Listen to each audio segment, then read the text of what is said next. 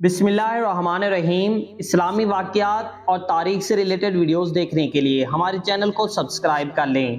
Baghdad का एक बहुत ही गुनहगार शख्स हज अदा करने चला गया। वहाँ काबा का गिलाफ पकड़कर बोला, इलाही इस घर की ज़ियारत को हज कहते हैं और कलमा हज में दो हर्फ हैं, हे से तेरा हुक्म और जीम से मेरे जुर्म मुराद हैं।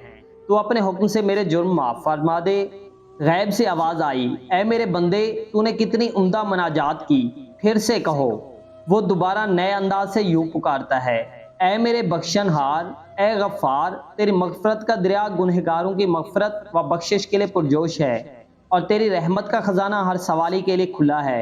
इलाही इस घर की ज़ियारत को हज कहते हैं और हज दो हर्फ पर मुश्तमिल है, हे और जीम।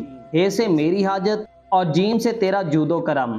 तो अपने जूदो करम से इस मस्कीन की हाजत पूरी फरमा दे।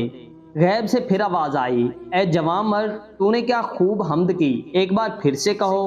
तो वो गुनहगार शख्स फिर अर्ज करने लगा, ए खालिक कैनात, तेरी ज़ात हर ऐब व नुक्स और कमज़ोरी से पाक है।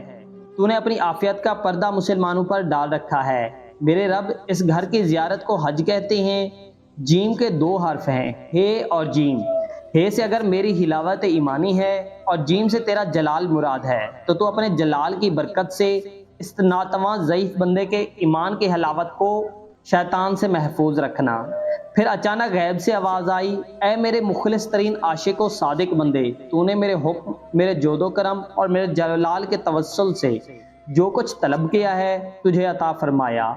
हमारा तो काम ही मांगने वालों का दामन भर देना है, मगर बात तो ये है, कोई मांगे तो सही, किसी को मांगने का सलीका तो आता हो। नाजरीन, इंसान जितने भी गुनाह कर ले, मगर जब वो अपने गुनाहों पर नादिम होकर सच्चे दिल से परवरदिगार से मग़फ़िरत मांगे तो अल्लाह पाक ज़रूर माफ़ फरमा देता है। या अल्लाह, हम जैसे गुनहगारों को भी मांगने का सलीका और तौफीक अता फरमा। आमीन।